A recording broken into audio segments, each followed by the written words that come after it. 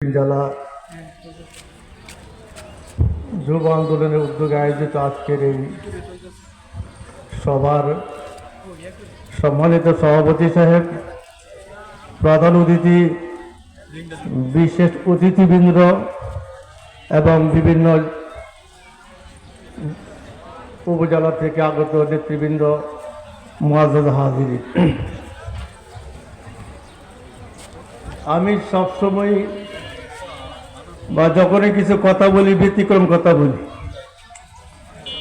সেই হিসেবে আজকে আমি বলতে চাই, গতকালকে আমি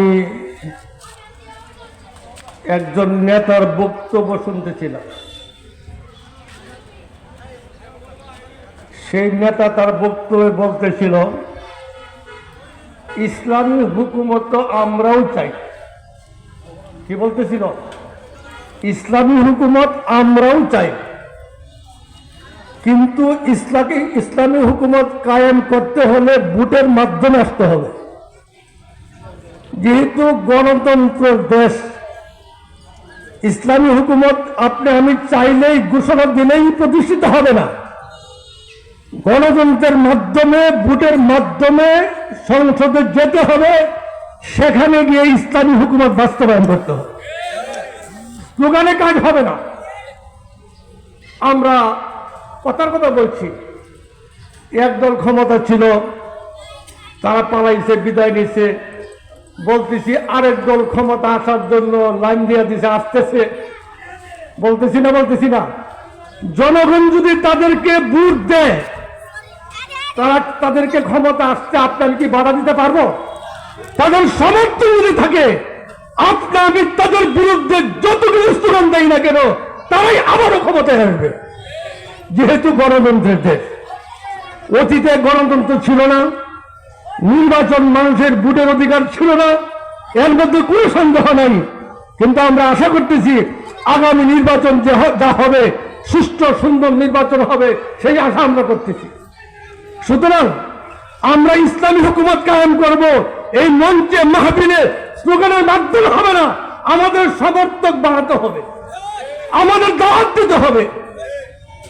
আপনি জানেন, আপনারা সবাই মনে হয় জানেন, আমি যখনই সফর করি, আমার পাশে যে বসে তার সাথে মত বিনিময় করি, বাসে বসলে তার সাথে মত বিনিময় করি, যেখানেই যাই সেখানেই মত বিনিময় করি। বর্তমান অবস্থায় জানেন, কোন দল বিদ্যুতের গতিতে অগ্রসর হচ্ছে। বাস্তব কথা বলছি, একটা দল বিদ্যুতের গতিতে অগ্রসর হচ্ছে, তাদের সমর্থন দিন দিন বাড়তে আছে। আমি নাম দেবেন এবার জামাত ইসলাম। বাস্তব কথা বলছি। আবার ফতোয়া দিয়ে না, হুজুর মনে কেমন জামাত ইসলামে ঢুকছে কিনা। ফতোয়া তো দেওয়া সহজ। তাদের পরিশ্রম, তাদের মেধা, তাদের চিন্তা চেতনা, তাদের দাওয়াত, তাদের অর্থ, সব কিছু দিয়ে তারা সারা বাংলাদেশে গ্রামে গঞ্জে ঝাঁপিয়ে পড়ছে। আমরা ইসলামী দল সমূহের মধ্য থেকে আমাদের ইসলামী আন্দোলন বলেন, ইসলামী আন্দোলনের সহযোগী সংগঠন বলেন, আমি তো মনে করি কওমি উলামায়ে কেরামের যত ইসলামী দল রয়েছে বাংলাদেশে, এর মধ্যে অন্যতম প্রথম সারিতে হলো আমাদের দল। সুতরাং আপনাদেরকে একটা জিনিসে আহ্বান জানাতে চাই, আমরা কাঁধে কাঁধ মিলিয়ে পরস্পরের ভালোবাসা নিয়ে গ্রামে গঞ্জে প্রতিটি বাড়িতে পাড়া মহল্লায় দাপিয়ে পড়তে হবে ইসলামী আন্দোলন, যুব আন্দোলন দাওয়াত নিয়ে। তখনই আমরা সামনে অগ্রসর হতে পারবো। পরিশেষে একটা কথা বলতে চাই, আমাদের ভাই তরফদার বলছেন বিভিন্ন ইসলামী দলের সাথে লিয়াজু চলছে। লিয়াজু চলতে কত বছর লাগে, কত মাস লাগে?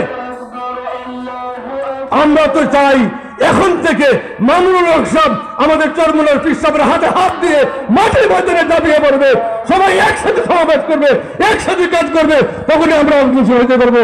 আল্লাহ তাআলা আমাদের সবাইকে ঐক্যবদ্ধ হয়ে সামনে অগ্রসর হওয়ার তৌফিক দান করুন। ওয়া আখিরু দাওয়ানা আলহামদুলিল্লাহি রাব্বিল আলামিন।